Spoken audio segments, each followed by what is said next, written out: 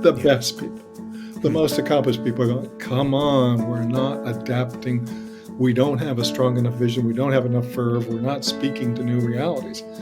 I can't tell you how often I hear that. And then, I test these documents produced by nonprofits, including colleges and universities, with high net worth donors almost every week.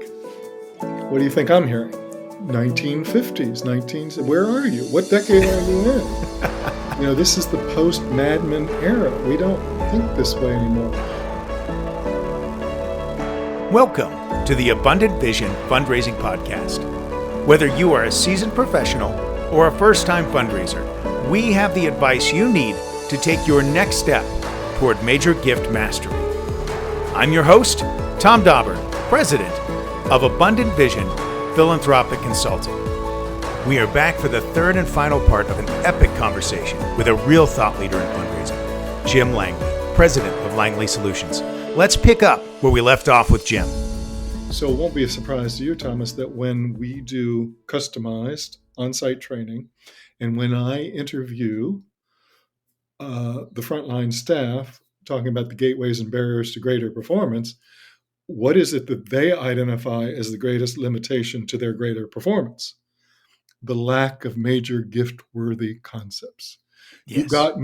You got me out there selling 8-track stereos when people are looking for AI, right? What's the next great thing that we could be doing? What's leading edge? What can I get people jazzed about? You've got me selling strategic pillars, and that's an ancient, structure, and they're looking not for pillars, they're looking for strategic openings in a new, disruptive, adaptive environment. You see, even the language. So what I keep stressing, and this is, I think, what we have to educate when you're inside, is the way people make money influences the way they give their money. And folks, we're dealing more and more with entrepreneurs. Yeah. And we have to develop the mindset and attitudes and language of entrepreneurs in what we project if we hope to raise more money from them. What people say to me, Thomas, which is a great compliment, is they use my post to pass them on to their boss. This guy, he's been around a long time. This guy's got a good reputation. This guy's helped a lot of people raise a lot of money. And he's saying, and I'm seeing the same thing. Yes. And they also use me to say, will you come in and talk to the executive team? Will you come in and talk to the board? But you see, I think what we should all be doing is creating a body of thought and evidence that ultimately becomes escapable from the powers that be. They keep running into it. Oh, we keep hearing the same thing. We hire different people and they keep coming in and saying, our best people keep saying the same thing. Our donors are saying, why aren't you doing, right? Just quantify this new shape that philanthropy is taking, which is more entrepreneurial, which is much more about solving problems and less about supporting institutions broadly defined. Capture that so that you make this body of evidence inescapable. Now, some people will resist evidence, and where they will start to become receptive to evidence is when they start to fail. And the consequences start to get visited on them. And in 2022, we had a very concerning year, which people thought was an anomaly. 2023 will prove that it isn't, and that the rates of attrition and rates of household loss are continuing, and rates of distrust are escalating, and it will dawn on people with their back to the walls. We better try something else. If out of desperation, if it comes to that, great. My favorite, you may have remember this from one of my phrases, the most insightful advice ever given, in my estimation, comes from John Kenneth Galbraith, the great economist, who said, a revolution is the kicking down of an already rotted door. The doors have been rotting. The powers that be aren't recognizing them. When they start to collapse, they'll call it a revolution, but we will know it's a long rot. And when that revolution comes, then you go, well, folks, guess what? You say what you've been saying for 20 years, but now there's receptivity to it. Yeah. Well, the sooner the better that day comes. Yeah. I mean, because The sad fact of the matter is, while you and I may, quibble about semantics, you and I both know the best people in this field are all too often feeling suboptimized, frustrated, Mm. handcuffed, and the Yeah. best people. The Hmm. most accomplished people are going, come on, we're not adapting. We don't have a strong enough vision. We don't have enough verve. We're not speaking to new realities. I can't tell you how often I hear that. And then, I test these documents produced by nonprofits, including colleges and universities, with Hmm. high net worth donors almost every week. What do you think I'm hearing? Probably the same thing. 1950s, where are you? What decade are you in? This is the post Mad Men era. We don't Yeah. think this way anymore. The one very famous uh, mega donor who created a huge foundation. I asked the head of his foundation how my client was doing, and she said, not well. Hmm. What's wrong? She said, you don't bring him proposals, you bring him problems. I think that encapsulates what the market is Yeah. trying to teach to us. Issues, problems. Stop coming to us with begging bowls so that you can meet your budget.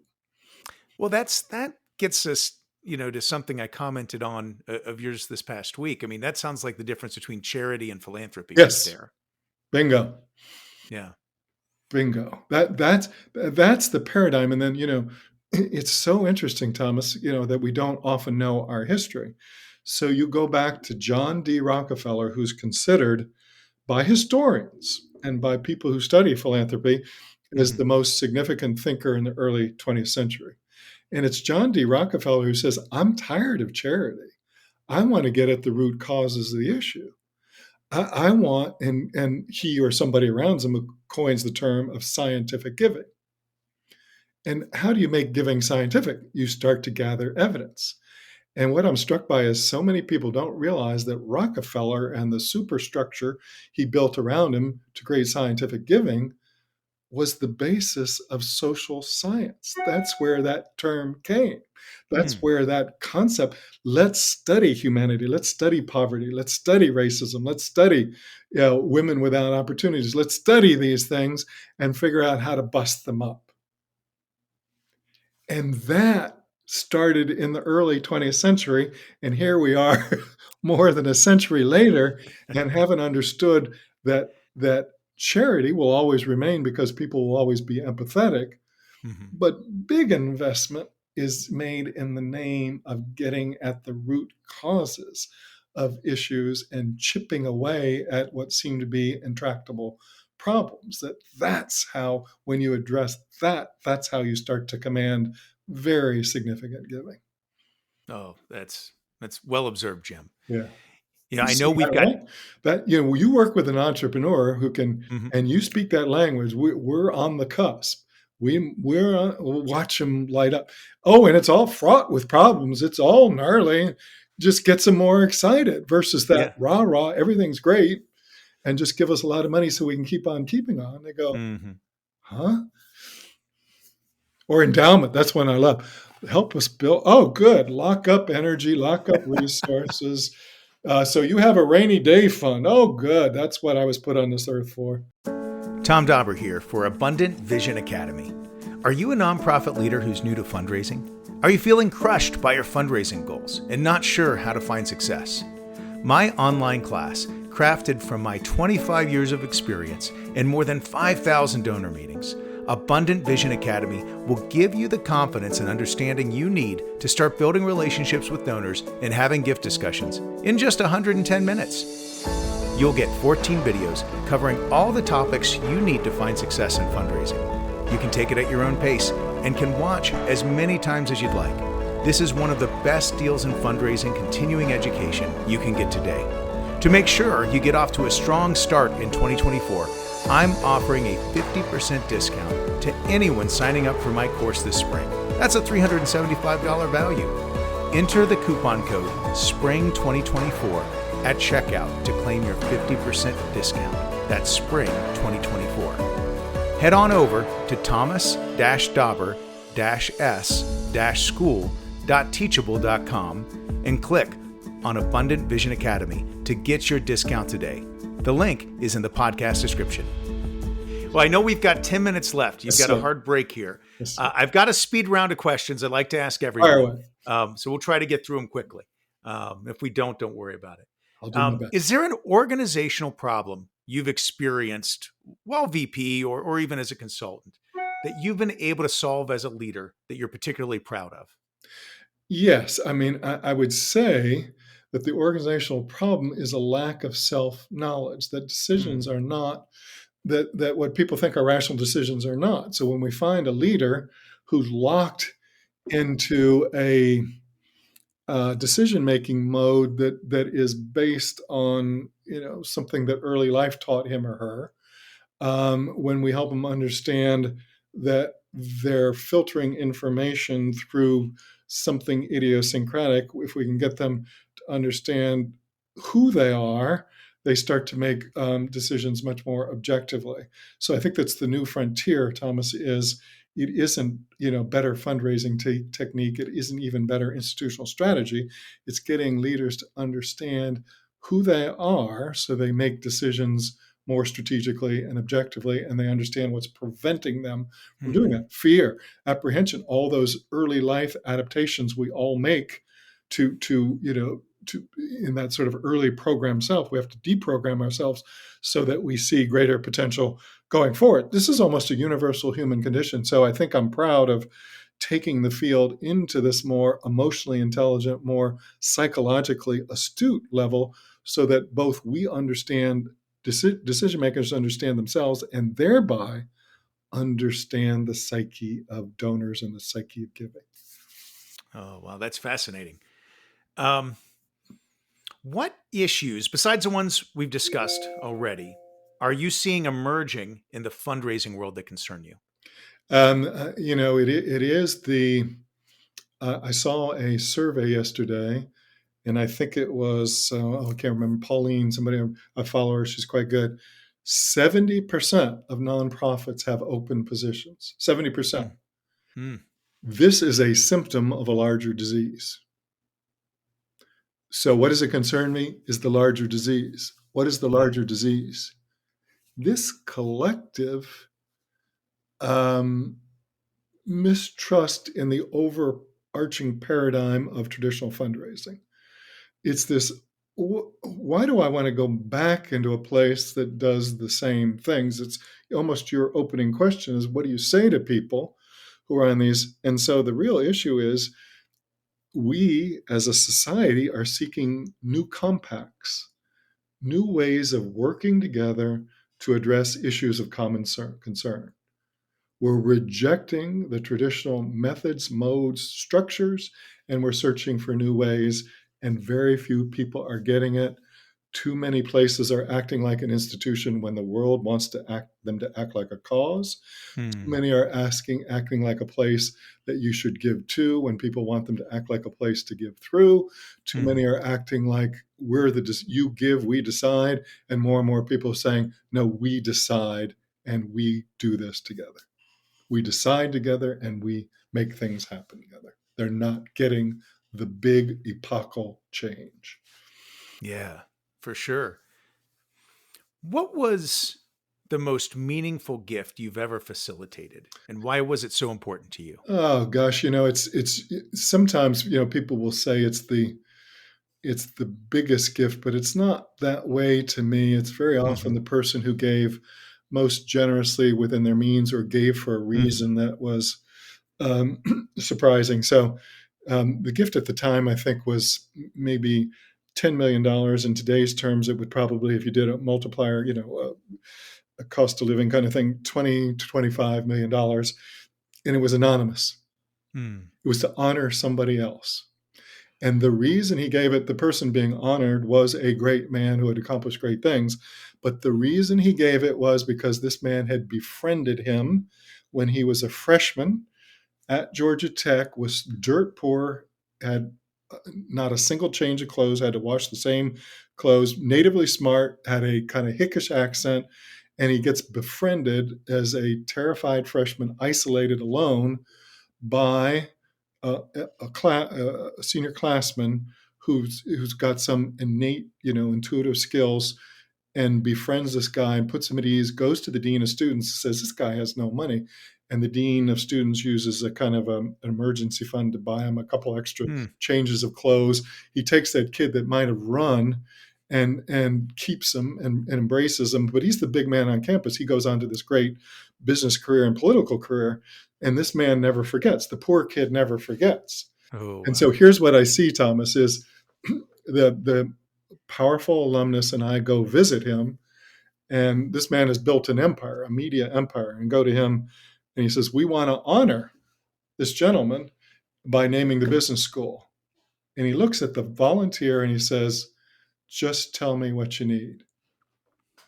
And he says, we could use $10 million. And he takes out and writes a check. Out of loyalty, friendship, and deep personal gratitude. Just tell me the amount. That's beautiful. Didn't balk, didn't. And, Larry, the great volunteer, who was a great volunteer, Larry, just tell me. Larry, and I'm like, what just happened here? And the man, without equivocation, without question, writes the largest check I've ever, and for somebody else, and he remains completely anonymous. Yeah. Wow. That's beautiful. Wow. Real philanthropy for real personal reasons. And the beauty of love and friendship, Wow. Yes. Oh, that's a great story, Jim. Oh. Well, on the flip side, and I know we got 3 minutes, but yes. Can you real quickly tell us about a time when things just went horribly wrong with the donor? How did you recover? Yeah, I've told the story before, but it's worth telling again. And that, I took a donor to lunch. I asked him for $1 million. I had every reason to. He was the champion of an initiative. We had done everything he asked. Mm-hmm. All the things I would preach, I would say I had checked that box. I had done my work. I was respectful. I invited him to lunch. I think it's a foregone conclusion. I asked him for $1 million. He's starting to take a sip of his iced tea, and he bursts into laughter, and it becomes a kind of a delirious. Like, it's the most ridiculous thing I've ever heard. And I likened it to being in an accident because I went into shock. I can't remember how the conversation concluded. I can't remember how I got out of the room. Still to this day, I don't know what happened after that. I went into shock. And then I was so embarrassed by somehow having failed, and I didn't know how, that I avoided him. So if he came into a room, I went to the other side of the room. This went on for more than a year. I was humiliated. I think I was hurt by him, and I was angry at him for, what did I do? So 14 months later, he walks unannounced into my office and says, I think I can do that $1 million. Lesson learned. He was tremendously wealthy, but he had not been philanthropic. The largest gift he had ever given was $50,000.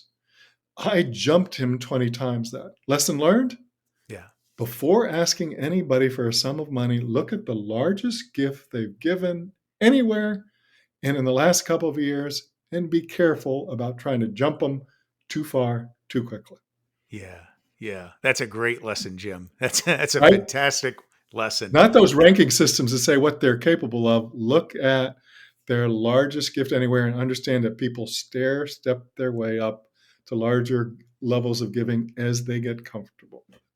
Man, well, that's a great note to end on there, Jim. Thank you so much for sharing your wisdom with the audience today. Thank you for spending some time with me as well. I've so enjoyed it. My pleasure, and I'm glad we leave as friends who better understand one another's positions, and we are much more of the same mind. And I think what divides us sometimes within this field is semantics. So let's work on that, and let's work on finding better ways to work together. Wonderful. We'll do. Thank you, Jim. Have a great day.